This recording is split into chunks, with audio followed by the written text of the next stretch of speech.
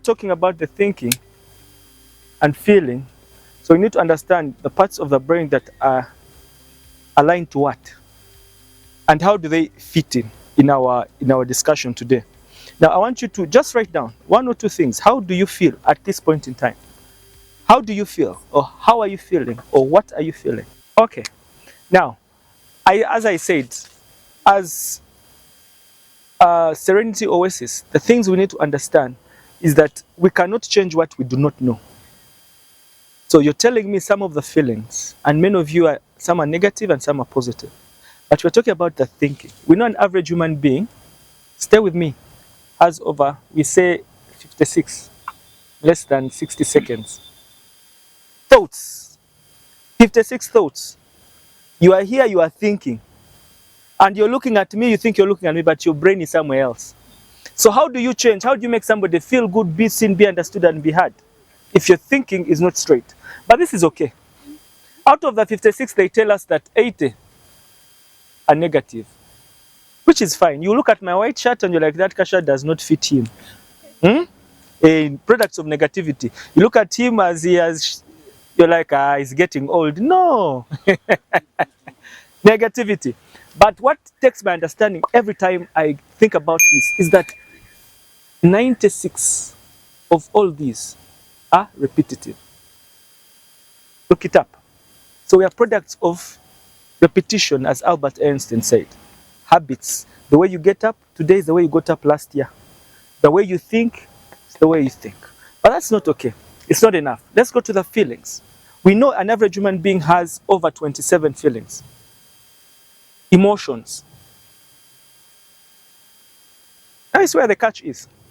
You have 27 emotions, you have 56 thoughts. How can you be seen, be understood, be heard? Because this is the whole essence of mental health. To be seen, be understood, and be heard. If you can't manage your thoughts, you won't be seen, you won't be understood, you won't be heard. If you can't imagine your feelings, the same thing. It will affect the way you act. So as we are here, our essence is to understand how do we feel, how do we think, and how do we act. So I want you to, still as you're seated there, give me 5 negative thoughts and 5 positive thoughts that you think of. Now that we know we have 56 and 27, 56 and 27, give me some of which you know.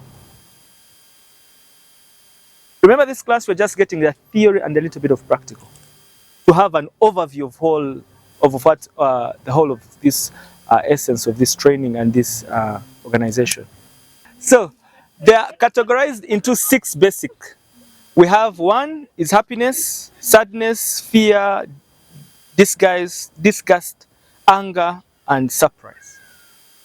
The general 6.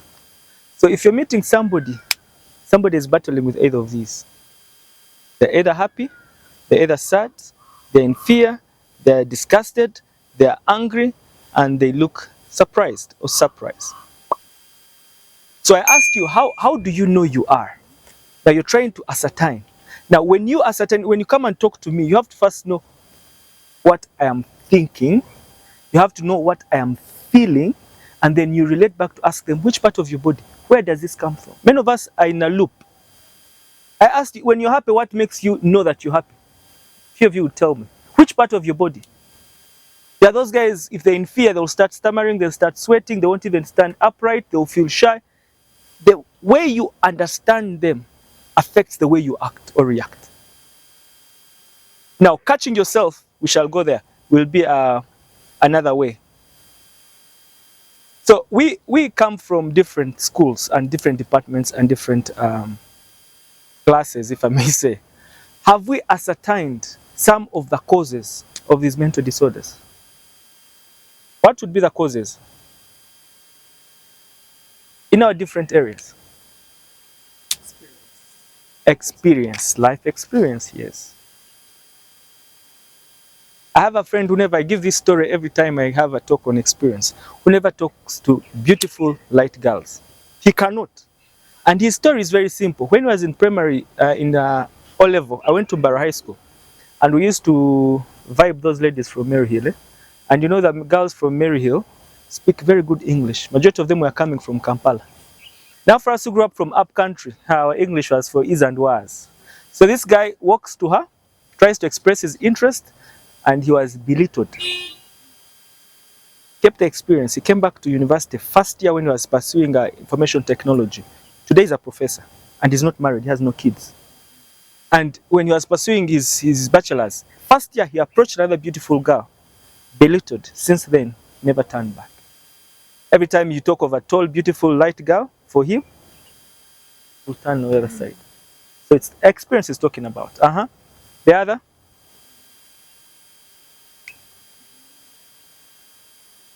Negative thoughts. Those ones fall, okay, there are 4 general ones. We have the experience, we have the SSS, the small screen syndrome that is happening today. We call it media, we need media detox or small screen detox. Then we have biological,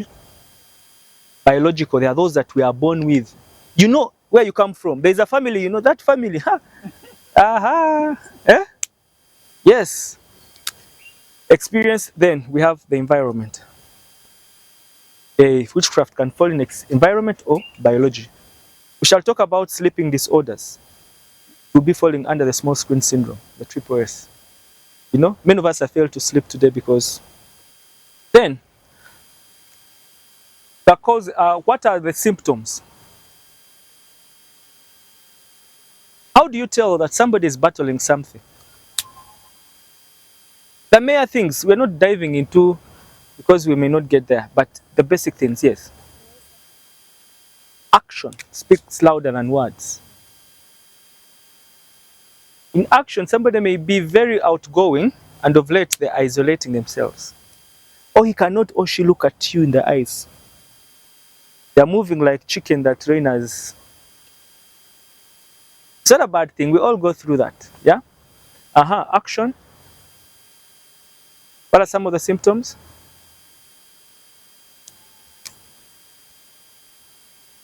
Focus, isolation,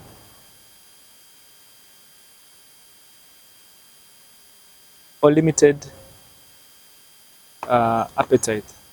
You know, somebody was putting on 4 kgs on their plate. Of late, they're like, he was a fan who liked chicken. Now you tell him, come and we go to one day. He's like, no. I'm no longer interested. Now, when you focus the patterns, then you get to know. Now, you know most of these symptoms. I won't dive in them. These are basic things you can Google and get. But there is something that we need to understand as mental health advocates.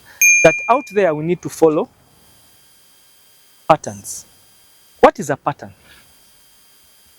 Because I may isolate myself today, but if I become present tomorrow, are you going to say he's fine?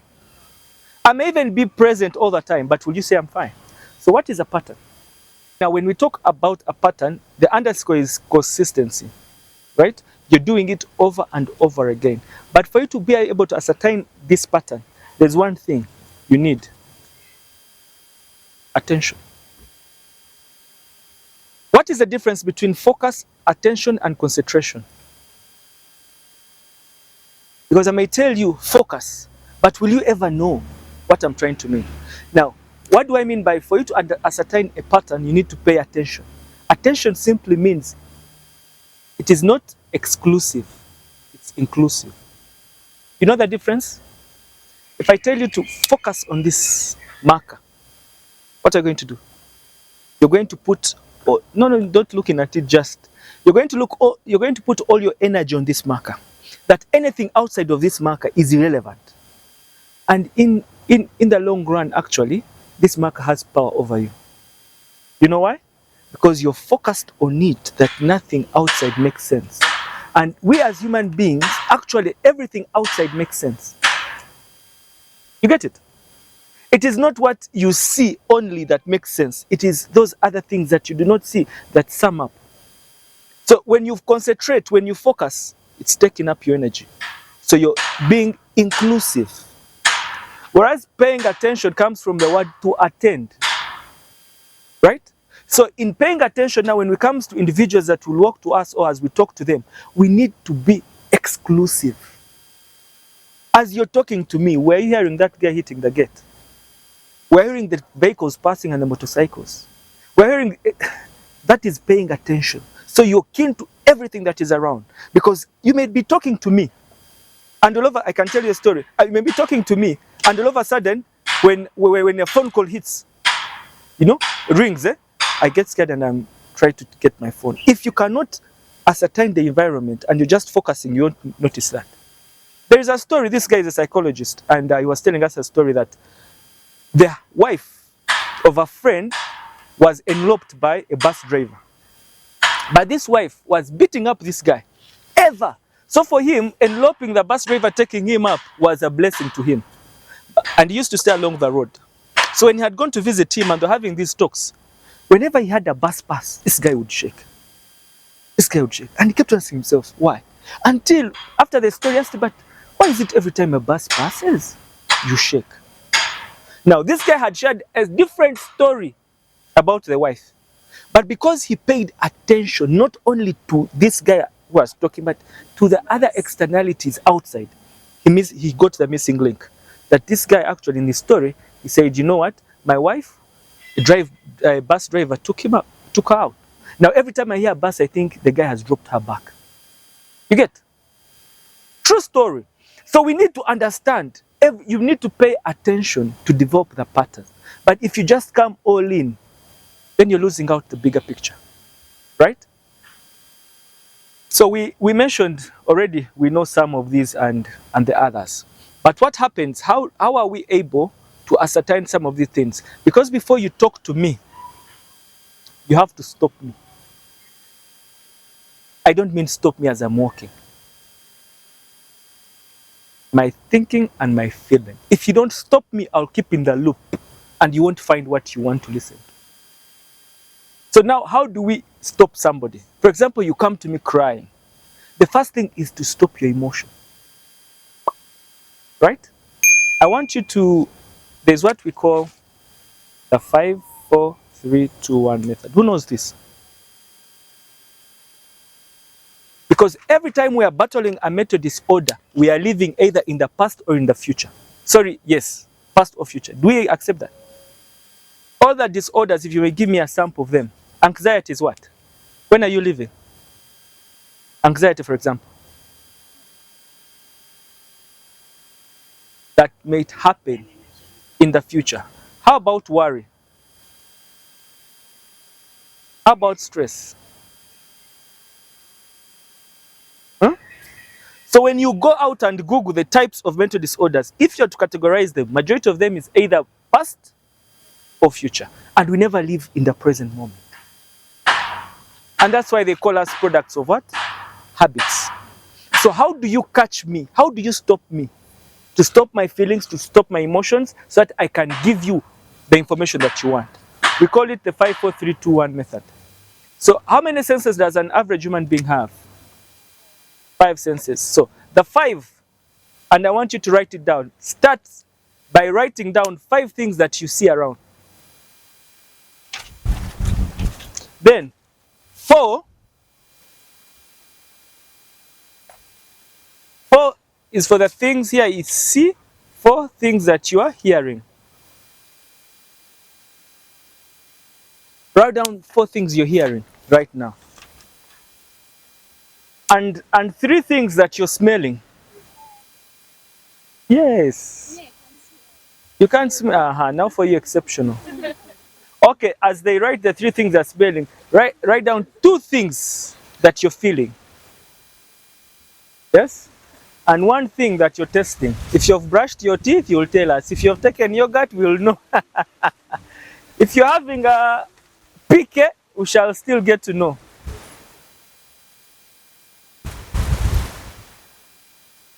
Right? Now, as you're doing or as you're carrying out this exercise, how many of us were thinking about something outside of this exercise?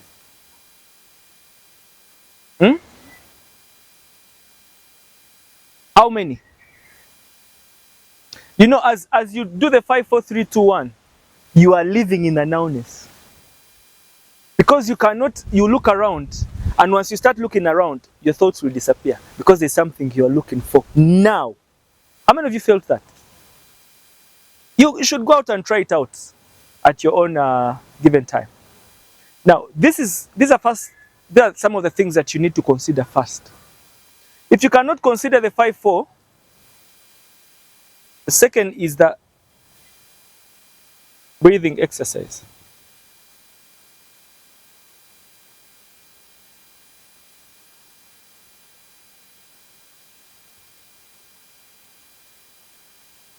So what happens? You inhale in and count 5. In, hold, 1, 2, 3, 4, 5. Out, hold, 1, 2, 3, 4, 5. Can we try it? In, hold, 1, 2, 3, 4, 5. Out, hold, 1, 2, 3, 4, 5. It's that square or triangle, if you may like. So in your head, you know you're going to move 1, 2, 3, 4, 5. In that point when you are moving around the square, you're living now. Try it and tell me what you'll be thinking. You cannot. But for us now, we're not questioning who is, because by the time I've seen the symptoms and I feel there's something that you need, I'll have to create that balance. Because it is the balance that will help me think, feel, and act positively. So you want to ask me, hey, I've come to you and you're like, can you please balance? Somebody's like, are you insane? Do you think I've drunk alcohol? Now you're telling me to balance? No. For you in your mind, you're thinking about the balance. And the balance is what will drive you back to the causes. You're not just thinking to give prescription. No. This person, you're giving a shoulder. And whatever we want or whatever we want to attain in this whole discussion is that not feeling okay is okay. It is okay not to be okay, is the catch. So somebody who comes to you, not going to analyze, criticize, judge them based on what? No. You are giving them a shoulder so that you can be able to what? Ask them more questions so they can bring out. At times we do not know what we're battling with. We don't give people the opportunity to balance and open so that we can see inside. We're like, my dear, last time you ate Rolexes and we sing the Buveras here. Because we do not want. But it is not conscious, it's an unconscious thing. So it's until we build that we are able now to let this person get in and is able to see, it's like, hey. That's why they say everybody needs therapy. Therapy is all about talking and exposing you to what you're supposed to do, or showing you what is doing what, pointing you down in your life.